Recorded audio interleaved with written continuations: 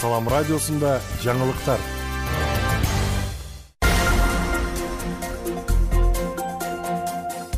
Арбаңыз ардактуу угарман жана көрүүчү, эфирде жаңылыктар түрмөгү. Аны менен мен Нурпейила Шор кызы тааныштырам.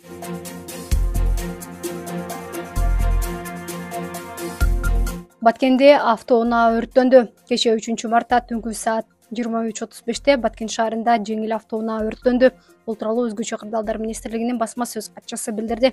Маалыматка караганда жерине саат 23:37 номер 26-өрткө каршы куткаруу бөлүмүнөн бир бөлүм атайын өрт өчүрүүчү унаа менен чыгып, өрт саат 23:58 толугу менен өчүрүлгөн. Кырсыктан жабыркагандар жок. Өрттүн келип чыгуу себеби такталууда. Белгилей кетсек, өлкө аймагында сутка ичинде 12 өрт кырсыгы катталды.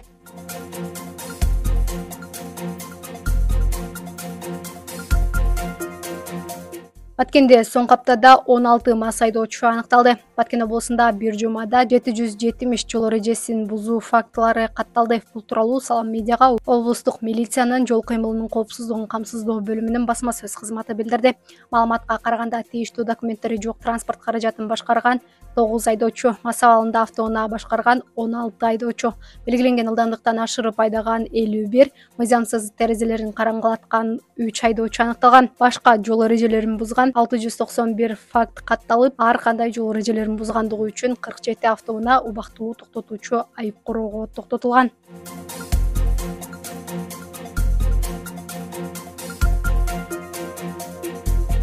Баткенде көрүнөк чарнактарга мониторинг жүргүзүлдү. Бул тууралуу монополияга каршы жөнгө салуу кызматынан билдиришти. Маалыматка ылайык мониторинг учурунда Баткен шаарынын Панфилов көчөсүнүн номер 2 дарегинде жайгашкан Раяна дүкөнүнүн жана Нургазиев көчөсүндө жайгашкан телефондорду, планшеттерди оңдоо жана тейлөө борборунун тышкы жарнактары мамлекеттик тилде жазылбагандыгы аныкталган.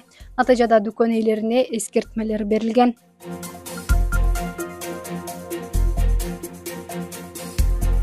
Баткен шаарында 3-март мамлекеттик туунун кабыл алынгандыгынын 32 жылдыгы жана 5-март ак калпак күнү белгиленди. Иш-чарага мамлекеттик кызмат өкүлдөрү, окуучулар, студенттер катышты. Салтанаттуу иш-чарада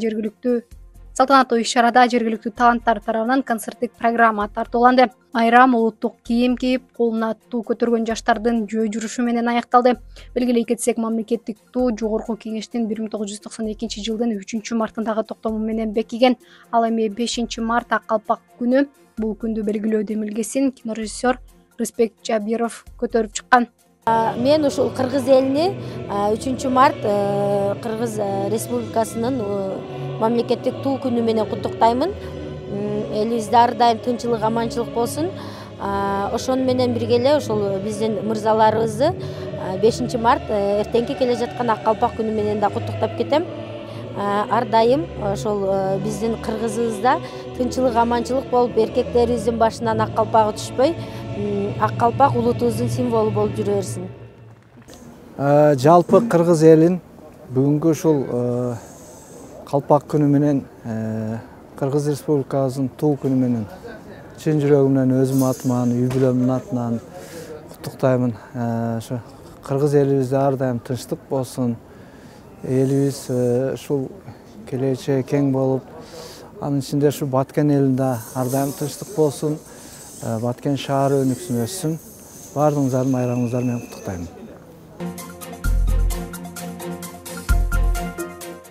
Күндүн маанилүү делген жаңылыктары мына ушулар болду. Кайрадан эфир аркылуу амандашканча саламыңыз түз болсун.